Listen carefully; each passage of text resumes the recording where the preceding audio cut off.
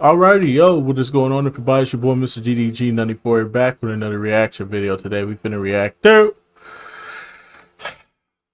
Survivor Series 2003, the end of an era. Oh boy. This should be a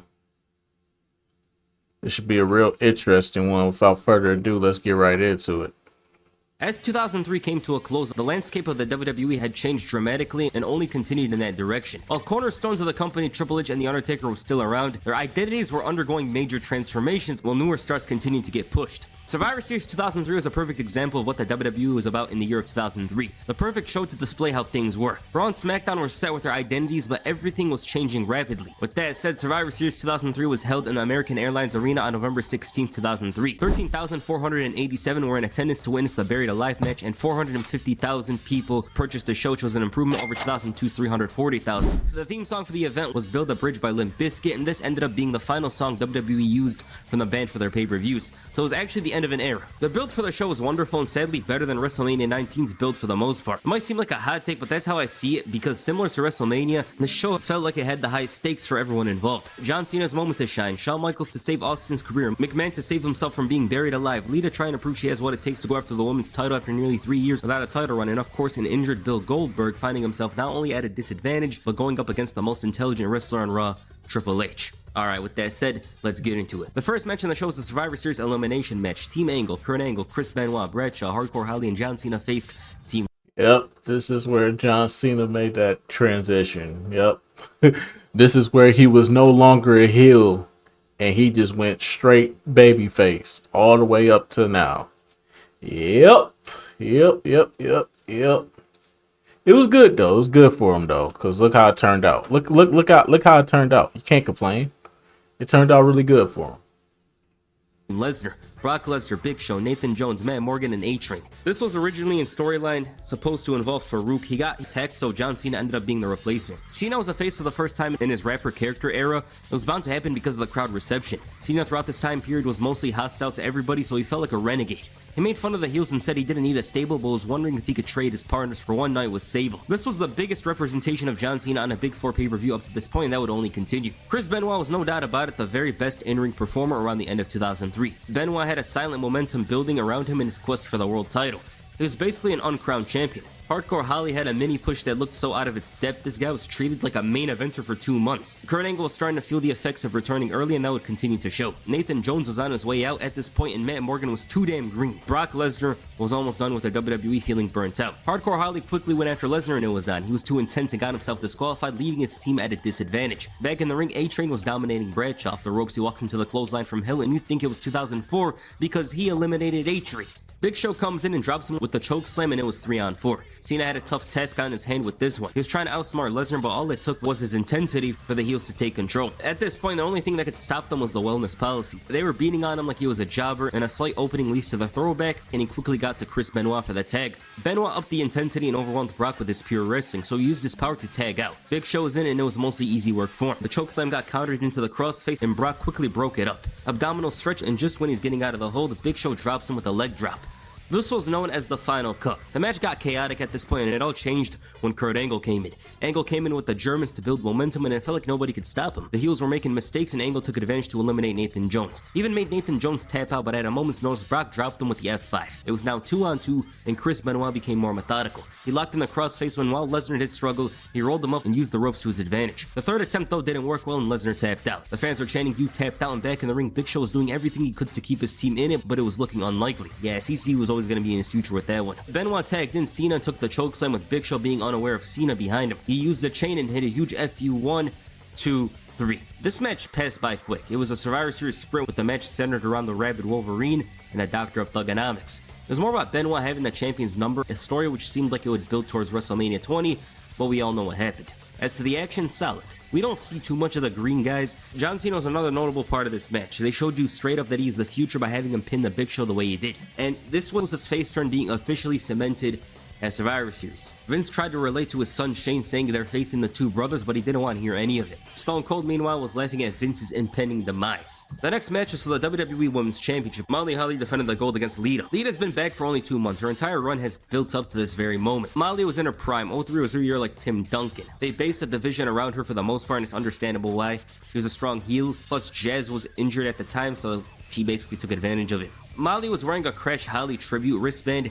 He had just passed away a couple of weeks earlier, and unfortunately WWE didn't even acknowledge his death because apparently there was too much heat on them from the other deaths that had occurred in the last couple of months. See how things are? Early on, Lita had the advantage in the match. Suplex Kip up from the challenger, and off the ropes, Molly tossed her over. She tried to take advantage of her with a pin, but it was unsuccessful. Swinging neck breaker, and the champion went to work. This is the core of her offense. It's always about beating the life out of her opponent and doing it with an angry look on her face. That Dragon Sleeper did do a number on Lita, enough to allow her to hit a great handspring. She was kicking her ass. Lita finally fought back and rolled over to hit a crossbody for a 2 count. She was starting to build momentum, and the champion was starting to make mistakes. Lita got ahead of herself and took a sidewalk slam. She rebounded with a powerbomb for a 2. Side Russian leg sweep, and she was up to the turnbuckle. She was up to the top for the Lita salt. That didn't work, and Molly hit the go around. Beautiful move. 1, 2, no. She was starting to lose it. Lita almost stole the match from her, but Molly managed to rob her of her proper match with the exposed turnbuckle. 1, 2, 3. Solid match. I wasn't expecting much because Lita didn't have many notable matches from this part of her career. She wasn't exactly lighting the world on fire with her in-ring performances, but it was decent. The only problem I have is how they don't really have a strong chance to actually put on something more. From the stories we've heard, there were certain things the woman couldn't do in their matches, so even if they had 10 minutes, they were never going to make the most out of it. This was as good as it was going to be for Molly in WWE. For Lita, her career took a wild turn after this one with the Chris Jericho, Christian, and eventually the Kane storyline. The next match was an ambulance match. Kane faced Shane McMahon. Kane was still on the monstrous push here, which should have been better, but these two did work hard in their matches, so there's that. I liked their Unforgiven match and actually thought it was the best match on the show. They had a weird segment on the Raw before Survivor Series in a restaurant, and they thought they were Al Pacino and De Niro. I did like it though. They kept their business for the actual show. Shane quickly dived onto Kane with a lot of intensity. Kane managed to match it though with all the fury in the world and threw him into the steps. Shane responded with a chair and it was already intense. Used a TV monitor to his advantage and went up top for coast to coast. It worked out very well for him. They made their way to the back where Shane lured Kane to an ambush. Forget the ambulance, he was trying to send him to the grave with this one. He thought it was enough for the win, but this was 2003 Kane. He got all pissed, shouting it's the end of him and the strategy, and Kane made his way to the arena. I ain't gonna lie, this was a fun ass little rivalry that they had right here. This was fun. Like the build up, the stories, the build up is kind of a little bit all over the place, but the matches was fun as hell, bro. They were just doing anything, and it was just fun to watch. With Shane being dragged along for the journey. He constantly threw him to the ambulance. Shane used the doors and was trying to take him out from under with shots to the legs, tornado DDT from Shane, and he was just doing anything at this point to keep him down. He brought out the trash can and smashed it into his head. He hit one of his strangest coast to coast, and the reason why I say strange is because this man had to do a crazy ass leap from the ambulance as opposed to the ropes and had to make sure he landed directly onto that platform. It was complicated. Kane was battered, but he wasn't out of it. He had enough of having Shane look stronger than him and destroyed him with the ambulance. He hit the tombstone on the concrete floor and sent him to Greenwich. This was the last Shane was seen in a WWE arena for 2 years. Kane basically flipped the switch and remembered who he was.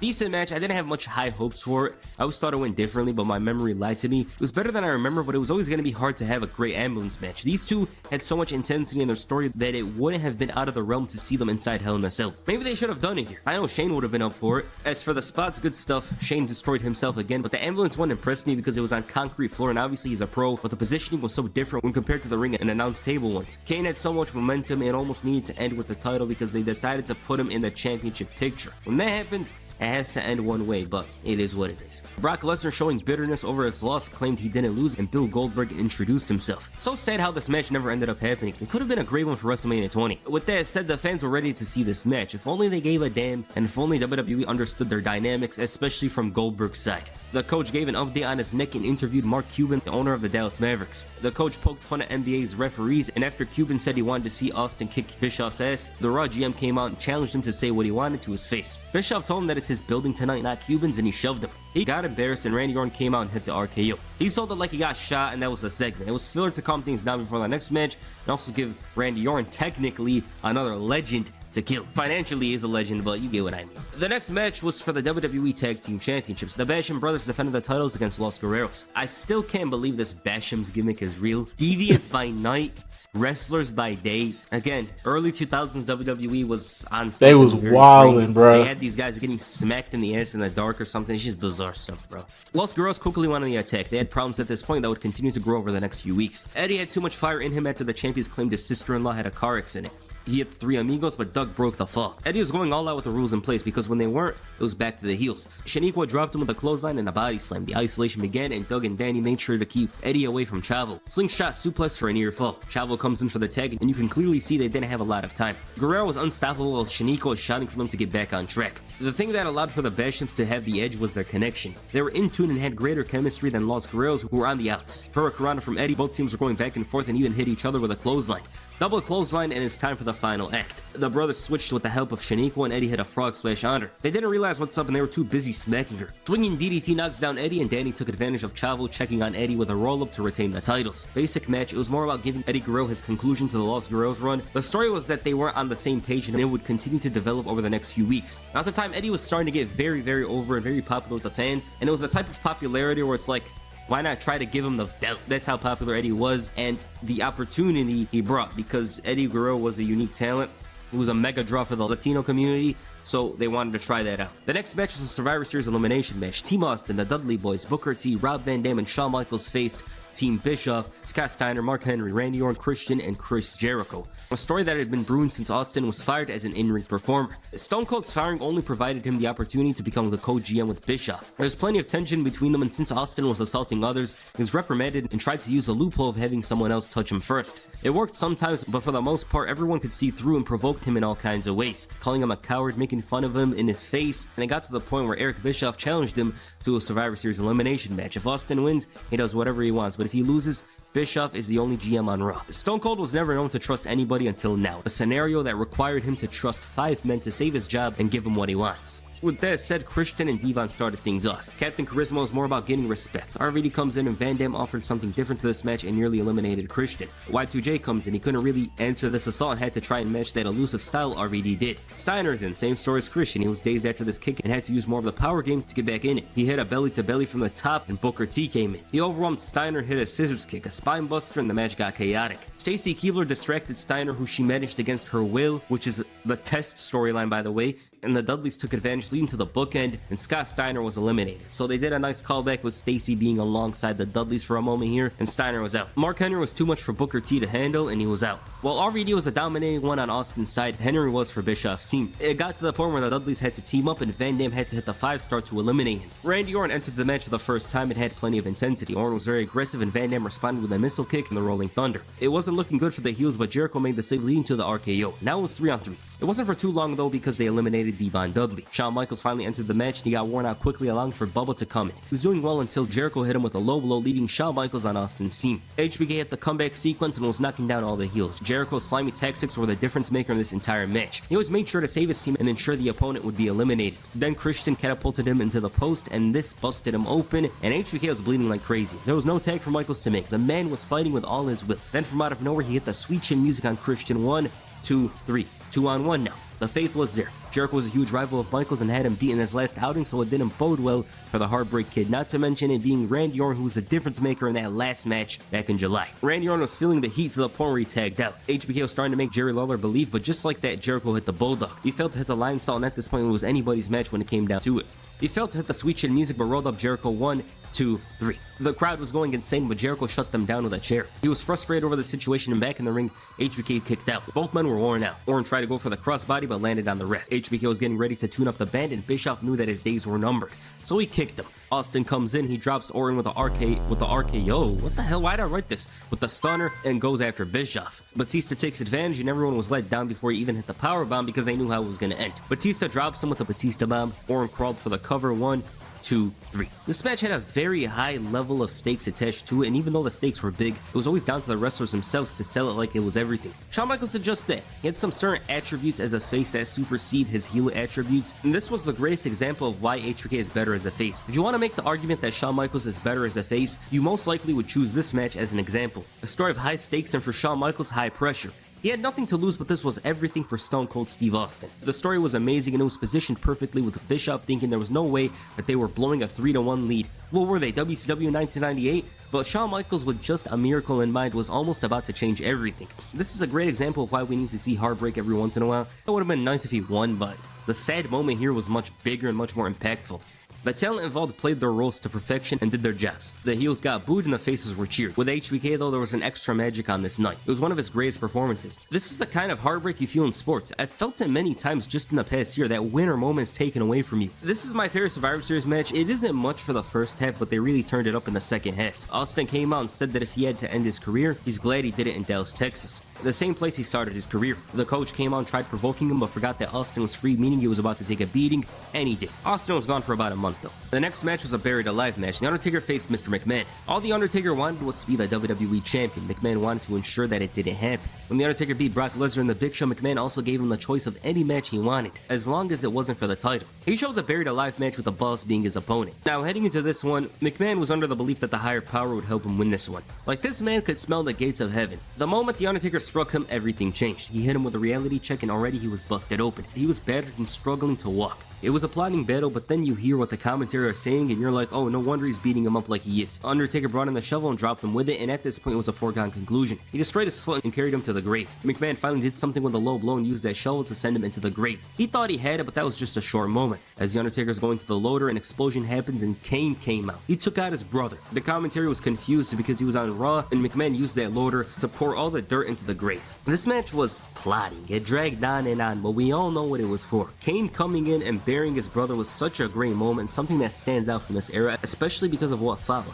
It was clearly the higher power that Vince was constantly talking about, and it's an unforgettable moment because this marked the end of the American Badass arc or American Badass character run for The Undertaker. He'd been this character for about 4 years, and if it was up to him, he would be this character for the rest of his career. But at the end of the day, there was always more money in the Dead Man. He hadn't been the Dead Man in about 5 years since he was the Ministry Undertaker. Before that, regular Undertaker, he hadn't been regular Undertaker in about 6 years, so there was clearly money in Undertaker being the Dead Man once again, and they knew that. He obviously wasn't too happy about it, but it was a great decision because at the end of the day, for as good as he was as the American Badass, he was always going to be much better as the Dead Man because that's his character. And the main event, Bill Goldberg defends the World Heavyweight Championship against Triple H. The game found himself in a scenario he wasn't really used to, a situation where he was without the world title, and he quickly acted out. So heading into this one, Goldberg was at a huge disadvantage with his leg, not to mention Evolution playing a factor in this match. Goldberg quickly went at it, he dropped the game with a spear, and Flair tried to get involved, and at this point the match had yet to begin. There it is, the bell rings. The champion overpowered Triple H, and on the outside he sent him into the steps, and Triple H just couldn't figure out the champion. Back in the ring, he walked into the power slam, and the commentary made mention of Triple H celebrating before the match even happened. His opening came when Goldberg couldn't fully lift the game, so he started targeting his leg. This worked out very well for Triple H. Even Ric Flair got involved. The game was methodical in his approach, and why wouldn't he be? It was basically a free win. To make matters worse, Ric Flair on the outside was adding insult to injury. Goldberg fought his way out of this predicament, and it was time for the final act. Triple H had a chop block and tried the figure four, but got pushed into the ref. He brought in the brass knuckles, but the ref took long in counting the fall, leading to Goldberg kicking out, so Triple H dropped him with an elbow. They did nothing with this. Flair went up top thinking he had a chance of hitting something, which he obviously didn't, because Ric Flair going up means there's a 9% chance of him actually hitting something, or a 5% chance. Goldberg had the sledgehammer in hand, used it on Flair, Batista, and Orton. He tried going for a spear on Triple H, but it looked awkward. The champion countered the pedigree, had the sledgehammer in hand, but decided it wasn't the time, and hit the spear and the jackhammer. 1, 2, 3. Basic match. They masked a lot of Goldberg's shortcomings as always, as did in the main event matches here. There were some boring moments to be honest, but it wasn't like a terrible one. Then again, your definition of a terrible match compared to mine might be slightly different, but basically it was at times boring, so that tells you all you need to know. Goldberg winning here does make sense, but I do wish he destroyed Triple H. I kind of wish they did it here just to establish Goldberg more because he was gonna lose the title anyways. It's just, I think it would have been cool to see him destroy Triple H in the WCW way. Like, that would have been awesome. But yeah, other than that, this match was just there. And again, my bad match might not be your bad match. Like, I don't think it was bad, but it was boring. The Goldberg title reign was just there. I feel like they just did it because they wanted to make good on their money, and that was it. Because other than that, there wasn't much with him because his contract was set to expire. So yeah. Alright, that's Survivor Series 2003. This was actually a good event. This event was one of my favorite Survivor Series events. It's always 2002, 2003, and 2007. Those three are my favorites, with all three being my absolute favorite, although it could change from time to time. It had a lot of symbolism to it. It felt like the end of an era and like the official, I want to say the beginning, but it felt like the Ruthless Aggression era was like here and established at this point. There's a lot of stuff with this event that very few events in general have. You know, it had a lot of high stakes to it. I didn't really have a problem with this event. Yeah, the main event was a bit dry, it was a bit boring, but there was a lot of great moments in this event and they make it one of my personal favorites, so yeah. Match of the night is obviously the Survivor Series elimination match. That was one of the best Survivor Series elimination matches and my personal favorite. Shawn Michaels almost came back. He almost made the comeback. It was ridiculous stuff, and it's a must-watch if you haven't watched it before because you will not be disappointed. Man, good event. It had a lot of moments to it. Good stuff here. So yeah. All right, what you guys think of Survivor Series 2003? Please comment. I say this about this pay-per-view. Shawn Michaels was definitely the MVP of this pay-per-view, hands down. Shawn Michaels was MVP. That's without question. And then after that, the Shane and like I said, Shane and Kane, they just put on some fun ass matches, bro. Like they ain't gotta go out there and wrestle. They just be doing shit, bro. And it fits and it works, bro. They just be doing shit and it works, bro. I can't really describe it to you. But yeah, those were the two standouts. Fuck Goldberg. I kind of remember the Mark Cuban segment, not really. I kind of remember the Mark Cuban segment, and then the Brock versus Kurt Angle match, that was like pretty basic, but it was great though because it established John Cena pretty much going forward. But yeah, man, that's just gonna about do it for this one, man. Survivor Series 03 definitely was a banger. I know a lot of people be wondering, was you really watching all these pay-per-views? Bruh. I had the illegal cable box. Pay-per-views were free. Y'all must not know, bro. That illegal cable box did way more than what y'all think. It just didn't give out free cable. It gave out pay-per-views too. So, yeah. For those of y'all that wondering, yeah, so don't be like, oh, I don't. How you get all the pay-per-view? How you watch all the pay-per-views? Because we had the illegal cable box. Fuck you mean? But anyway, so that's just gonna about do it for this one. I will see you all in the next video. Till then, peace out.